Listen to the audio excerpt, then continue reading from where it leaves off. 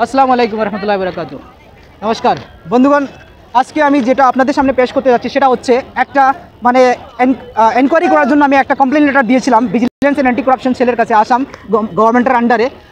আমি রাঙ্গিরহাট জিপি কাছাড় ডিস্ট্রিক্টের সুনাই ডেভেলপমেন্ট ব্লকের আন্ডারে আমার জিপি রয়েছে রাঙ্গিরহাট জিপি, সেই জিপির আমি বাসিন্দা।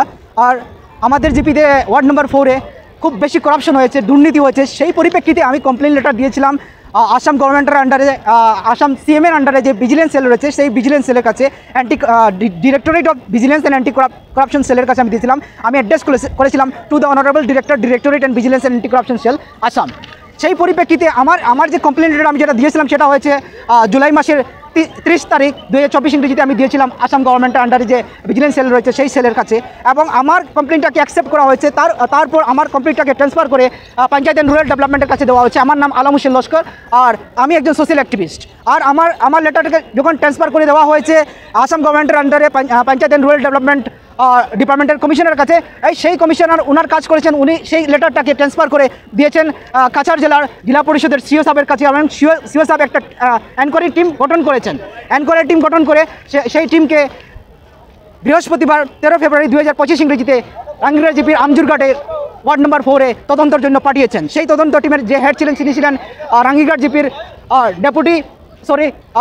জেলা পরিষদ যে অফিস রয়েছে সেই অফিসের ডেপুটি চিফ এক্সিকিউটিভ অফিসার, সেই তদন্ত টিমের লিডার, এবং ওনার সঙ্গে ছিলেন অসীমা রয় এবং অন্যান্য স্টাফরা রাঙ্গিরহাট জিপির। তারা গিয়ে তদন্ত করে দেখেছেন যেভাবে আমি কমপ্লেন দিয়েছি সেই কমপ্লেন অনুযায়ী কিন্তু জিআরএস এবং পাবলিক রিপ্রেজেন্টেটিভ যারা রয়েছেন ওয়ার্ড মেম্বার, তারা কিন্তু আমার কমপ্লেনে যে আমি অ্যালিগেশনগুলো দিয়েছি, আমি যে তথ্যগুলো দিয়েছি ইন্টারনেট থেকে ডাউনলোড করে MGNরেগা সম্বন্ধে বা প্রধানমন্ত্রী আবাস যোজনা সম্বন্ধে, গরিব মানুষে কিন্তু ইন্দিরা আবাস পায় না। যারা ধনী রয়েছে, সাব্যস্ত রয়েছে, যাদের টাকা পয়সা পাওয়ার মাসুল সব কিছু রয়েছে, তারা কিন্তু পায়, গরিবকে বঞ্চিত রাখা হয়। সেই পরিপ্রেক্ষিতে ওনারা যখন টিমটা গিয়েছে, টিম দেখেছে যে কাজগুলো কীভাবে হয়েছে বা হয় নাই।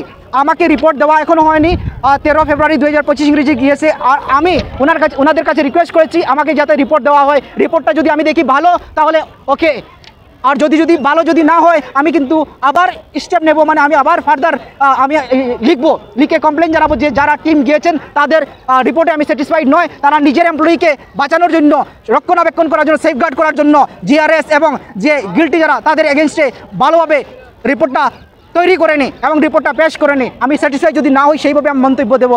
আর আমি ধন্যবাদ জানাই আমাদের আসাম অ্যান্টি করাপশন সেল, মানে কি বলেন সেটা, যে ভিজিলেন্স অ্যান্টি করাপশন সেলকে, যে ওনারা আমার রিপোর্টটা অ্যাকসেপ্ট করেছেন, এবং জেলা পরিষদ কাছাড়কেও ধন্যবাদ জানাই যারা ওনারা একটা টিম পাঠিয়েছেন। এবং আমি বিশেষ করে ধন্যবাদ জানাই আমাদের ডেপুটি সিও যিনি গিয়েছিলেন ধনঞ্জয় দত্ত সাহেব, উনিও যে ওনার টিমকে নিয়ে সরজমিন তো জায়গায় জায়গায় গিয়েছেন, এমআই বাঁধ দেখেছেন, পুষ্করণী দেখেছেন, এবং আমি আশা করি উনি ভালো রিপোর্ট দেবেন। আমার একটা দুঃখ, আমাদের সুনাই ব্লকের ডেভেলপমেন্ট ব্লকের যে ভিডিও বসুমতারি স্যার যিনি ছিলেন, উনি কিন্তু সেই টিমের সঙ্গে যাননি। ওনার কী কারণে যাননি সেটা আমার জানা নেই, কিন্তু আমি আশা করি রিপোর্টটা ভালো হবে। এবং যারা দুষ্টামি করেছে, যারা যে এই যে গরিবের টাকাকে লুণ্ঠন করেছে, যারা নয়ছয় করেছে, তাদের এগেনস্টে সিদ্ধান্তমূলক শাস্তি যাতে দেওয়া হয় সেটাই আমি অনুরোধ করছি ডিপার্টমেন্টের কাছে, সরকারের কাছে, আসাম সরকারের কাছে, এবং ডিসি মহোদয়ের আমি দৃষ্টি আকর্ষণ করতে চাই যাতে এই ইনভেস্টিগেশনটার রিপোর্ট ভালো হয় এবং যা করণীয় হয় সেই নেসেসারি স্টেপ ওনারা নেবেন। এই বলে আমার মন্তব্যকে আমি এখানে শেষ করছি। আমি আশা করি আমার একটা